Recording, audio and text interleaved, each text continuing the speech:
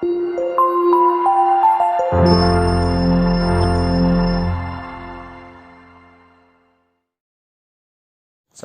warahmatullahi wabarakatuh. Nama saya Muhammad Hafid Muhdisin, semester 5 dari Prodi Manajemen Zakat dan Wakaf, Fakultas Ekonomi dan Bisnis Islam UIN Sunan Ampel, Surabaya.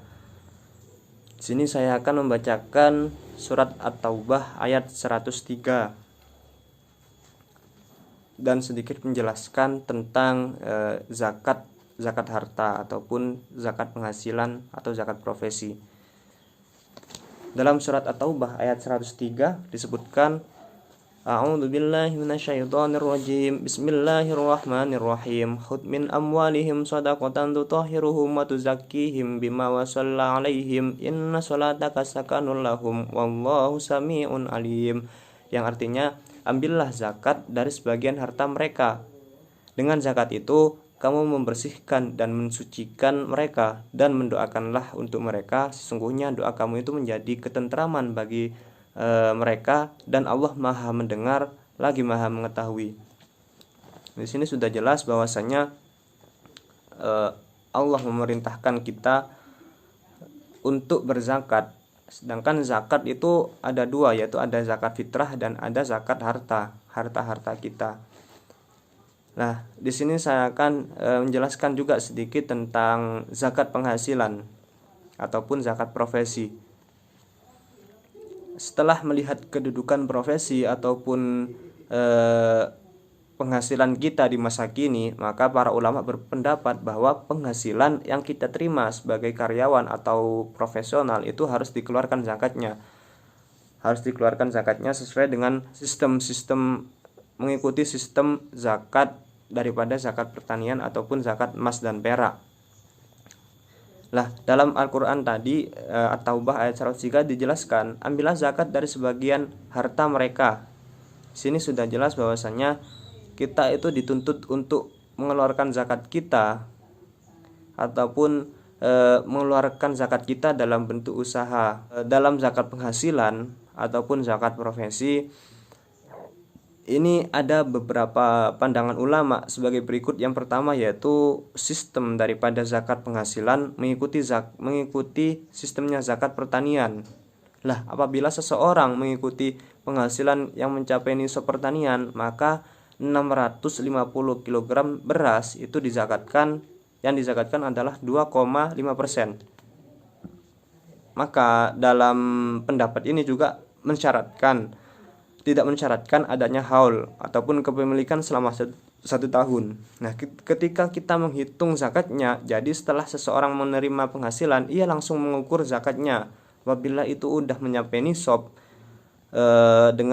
dengan sistem zakat penghasilan, maka ia diwajibkan untuk mengeluarkan zakat. Yang kedua yaitu dari zakat penghasilan itu mengikuti zakat perak. Lah, orang yang memiliki penghasilan dalam setahun setelah dikurangi kebutuhan pokok mencapai senilai 200 dirham, ia wajib mengeluarkan zakatnya yaitu 2,5%.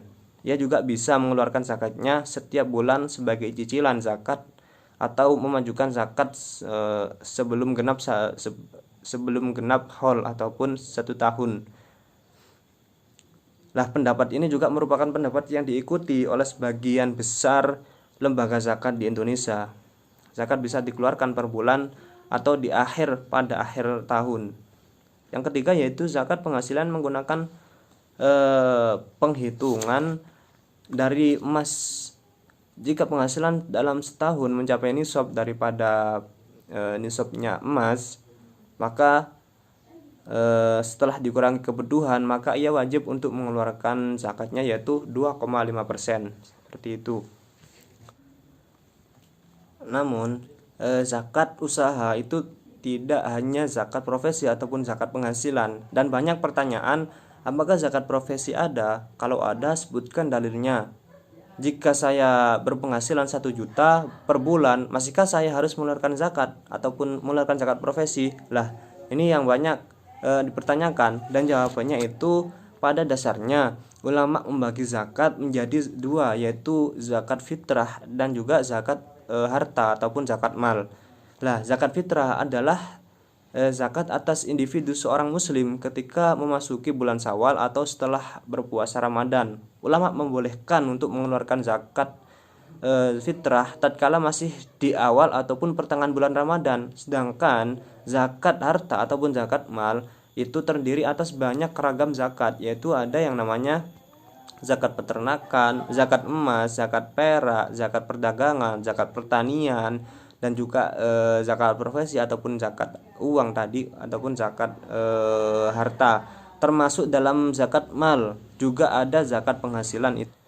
Para ulama sepakat bahwa zakat penghasilan yang diperoleh melalui kerja sebagai karyawan atau sebagai pegawai dengan ataupun pertanian saat panen ataupun saat memperoleh hasilnya bagi orang tani sama dengan orang yang pegawai, orang yang menerima haji gitu. Maka model seorang pertanian hanyalah tanah dan tenaga, sementara model seorang pegawai adalah tempat kerja dan tenaga.